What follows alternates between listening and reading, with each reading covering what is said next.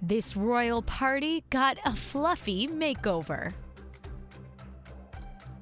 Dogs at the Battersea Dogs and Cats home in London were treated to tea time fit for the Queen to celebrate the upcoming marriage between Meghan Markle and Prince Harry. The pups are all searching for forever homes, including Tyson, a 10-year-old bull terrier who's been at Battersea for 80 days, and Birdie, a 3-year-old greyhound. The home hopes that Meghan and Harry's luck will rub off on the animals, and they'll find owners who will treat them like the royalty they are.